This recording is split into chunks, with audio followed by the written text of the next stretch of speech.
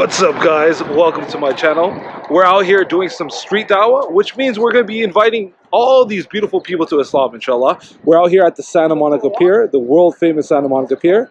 Alhamdulillah, look at all these people. We're about to invite all these beautiful people to Islam. I hope you guys enjoy the video. Make sure you guys like, comment, subscribe, and share. I'll see you guys soon. What's your name, bro? Gordon. Gordon Wahab. Nice to meet you, my brother. Yes, sir. What brought you over to the table, my dear brother? I'm Christian. Okay, wonderful. So, and I have a lot of friends that, that are Muslims. Sure. And I've always wanted a Quran, so when he said free, I was like, why not? Wonderful, my brother. I'd love to offer you a gift, my brother. Would you like if I share with you a little bit about Islam? Yeah. Okay, wonderful, man. Well, Islam simply means submission to the Almighty Creator. Okay. Right? And both you and I believe that there is an Almighty Creator, correct? So as Muslims, what makes Islam different is our idea of who the Creator is, right? Because the question is, who is the Almighty Creator? So I'll share with you what the Quran says about who the Creator is. God describes himself in the Quran. And what I'll do is I'll go ahead and read the verses for you in Arabic, and I'll translate for you English, so that way you understand what it says, okay?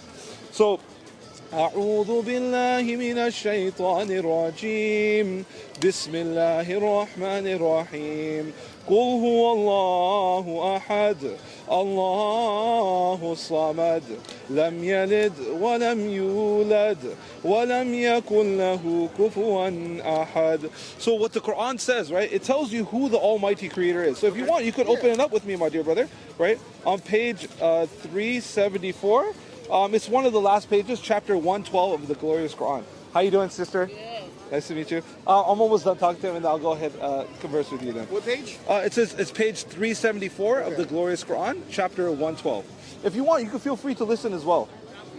Okay, so it talks about who Almighty God is. It says, in the name of Allah, the most compassionate, the most merciful. He is Allah, one and indivisible, meaning he cannot be divided in parts. Allah, the sustainer, needed by all, meaning everyone and everything needs him, but he does not need anyone or anything. He has never had offspring, nor was he born, and there's none comparable to him.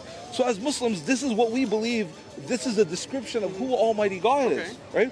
So now that we've identified who the Creator is, now the next thing is, how does the Creator communicate with his creation? The way that the Creator communicates with his creation is through prophets and through messengers, right? So we believe that the first human created was one of the first messengers of God, known as Adam. You're familiar with the name Adam, right? So we believe Adam is the first Muslim. And Islam began with Adam, who was the first Muslim, and it ended with the Prophet Muhammad, which is known as the final prophet of God. And this is where the final prophet was revealed, the final revelation, which is known as the Quran. So as Muslims, we do believe that there were previous revelations sent to the previous prophets, such as Moses, such as Jesus, right? But we believe that those revelations are no longer in their original form. That's why Almighty God had to reveal the final revelation, which is known as the Quran. But this time, as you see, when I was reciting the Quran for you, I did it without looking at it. You were able to see that, right? So as Muslims, we've been taught to memorize the book. It is not just in a written tradition, but it's an oral tradition as well. That way, human beings can't take the book, confiscate it, and then write it to their own liking. That way, the book is preserved, right? And we believe Almighty God said that he sent his final messenger, and he sent his final message. After that, there's no more prophets to come. There's no more revelations to come till Jesus returns. As Muslims, we believe in Jesus. We believe he is the Messiah. We believe he is the son of Mary. We believe he was sent by God, right? But what we disagree with our fellow Christian brothers and sisters is we don't believe in the idea of a Trinity, right? We don't believe that Jesus is God, nor do we believe Jesus is the Son of God. So this is what I would say the difference between the Christians and the Muslims. That would be like one of the biggest difference between the Christians and Muslims. Do you have any questions about what I shared with you, my dear brother? Do you know what Pentecostal is? Pentecostal, yes, I'm familiar with, like one God, because Deuteronomy 6:4 does say, "You will remember the Lord our God, the Lord is one." It's in the Bible, So beautiful, then you're on the right path, my brother. That's what we believe that the straight path is. The straight path is to worship the Creator and the Creator alone. The being that created me, the being that created you, the one that created all of us, right? And if we do that, then we will attain paradise, my dear brother. Cool. I would love to offer you another gift as well, a brief illustrated guide to understanding about Islam. I would love to offer you a prayer mat for the Holy City as well, my dear brother. What color would you like? I'll do the blue one. Okay, go ahead. It's a gift from me to you. And along with that is a prayer manual that teaches you how to worship the Most High. Okay, my brother? Cool. So this is all gifts from me to you. You have any other questions, my dear I brother? think that's it. Wonderful, my brother. It was a pleasure meeting you. Nice meeting you. And I hope you have a good one. Thank Thank you you for having an open heart and an Yeah, open mind. thank Okay. you. Thank you, brother. How you doing, my dear sister? Good. You just educated me. Wonderful, my dear sister. Yes. So, because I'm Methodist I'm now in denomination. okay. So, and I was kind of want you to repeat again like about you said y'all believe in Jesus, but y'all don't believe the Holy Trinity and what else you said? Yes, so as Muslims, right, we derive our information from the Quran. We don't take the Bible or the Torah as credible sources of information because the Quran has spoke about that there are people of the past where there were revelations that was given to them and it was a test from God what they would do with these revelations. And the Quran has mentioned that they changed the books of God with their own hand. It started ascribing things to God that God never said and started making it their own religion. You understand? And the reason why they did it for money and they did it for power.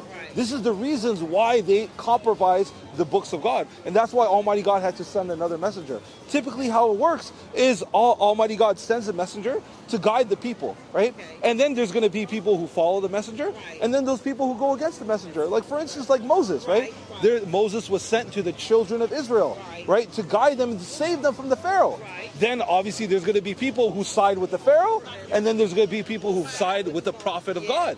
So now we have a choice. We believe that the Prophet Muhammad is the final prophet that was sent to us because we believe that there's different prophets, but there was only sent to those people at those times. We believe there's only one universal prophet that was sent to all of mankind, was known as the Prophet Muhammad. Do you know anything about the Prophet Muhammad, my dear sister? I'm willing to learn. Wonderful. Do you have any questions about what I shared with you right now? I was very intrigued. Wonderful, wonderful, my dear sister. Very knowledgeable. I mean, just this little time with you is schooled me. Thank you, my dear sister. Well, my idea is just to share the message of Islam. Because the Quran says very clearly, my dear sister, in the Quran, it says how we're supposed to teach the message of Islam, right? So it says in chapter 2, verse 256, right? It teaches us exactly how to share the message with the people.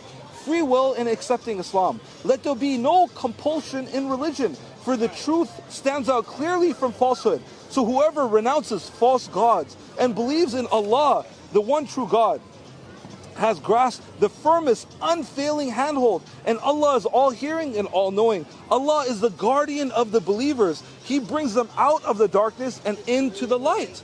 As for the disbelievers, their guardians are false gods who lead them out to the light and into the darkness. And it is they who will be the residents of the hellfire, and they will be there forever. And I know, me and you, we don't want to be the residents of the hellfire. We want to be the ones who attain paradise, you know? So the Quran, it actually speaks about the relationship between the Creator and the creation. It teaches you morality. It teaches you how the relationship you're supposed to have with your fellow human beings as well.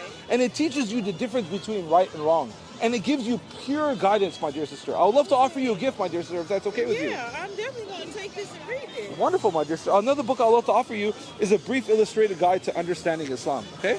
And I'd love to offer you a prayer mat as well, my dear sister. I am very intrigued. I am very fascinated. I never actually spoke to A Muslim and before. I was hesitant to come over here. Please tell me, well, what made you hesitant? Growing up, you know, we were taught about one religion and being raised, and all I knew was being Methodist.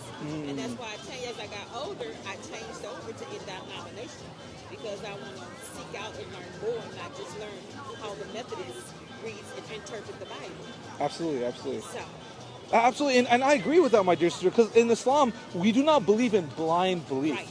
Right? We have no problem challenging our beliefs, right? But the thing is, obviously, once you challenge your belief, you understand if your belief is actually something strong or something weak that has nothing to stand on, right?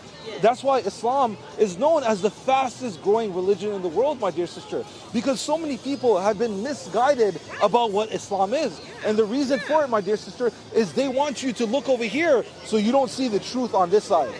It's like the trick of the magician. Look at this hand when the truth is actually in this hand. So what we believe is they want to hide people away from the truth.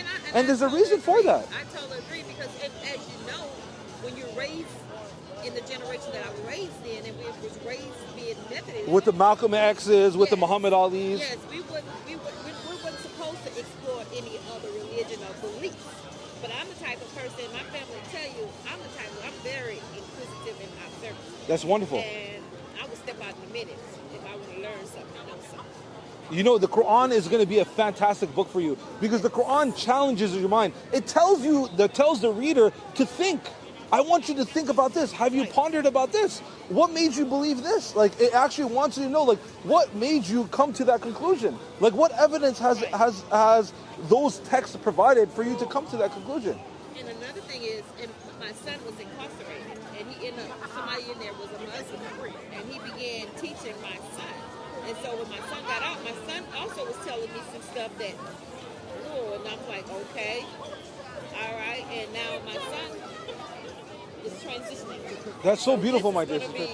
be- You know, it's very fascinating that you mentioned that because the fastest growing religion in prison is as well is Islam. Yeah. And if you notice, even the correction officers and the people who basically run the prisons, they say actually one of the only ways that people truly change is through Islam. Islam is actually changing the people. I want to ask, like, have you noticed changes in your son since he accepted Islam? He had been going in and out of jail since he was 17. He's been out now a year. Usually he'd be out no longer than 3 months. Since he got out and was speaking to that person that was in there, he's been out going on a year and a half. Subhanallah, subhanallah. That's so beautiful. I don't know if you feel the energy in this conversation. I do. It's very That's why beautiful. it It's is. very, very And beautiful, I my can't sister. wait to bring this home to him so he and I will have something to read and share. Would you like me to give him one as well, my dear Sure. sister? Okay, wonderful. Yes. Is it a gift from me to you? Yes. I'd love to offer you a prayer mat as well, my dear sister. What color would you like? Purple's my color. Go ahead, go ahead. It's a gift from me to you, okay? Thank you. Yes, and another gift I would like to offer you is a prayer manual that teaches you how to worship the Most High, okay, my dear sister? I promise to do. Thank you. I'm so glad Of I course, came of course. over here. No problem, my I dear was sister. hesitant. Please do not thank me. Remember, I am simply a vessel. I am simply a vessel being used by the Creator. My family is over there. Nobody came but me. Okay, it's okay. No problem, no problem, my dear sister. I hope you have a good one, okay? All right, thank you. Take care, take care. تكاد تميز من الغيظ كلما ألقي فيها فوج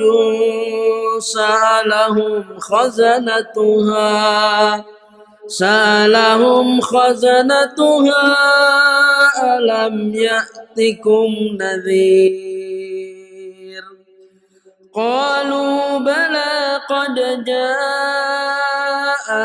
نذير فكذبنا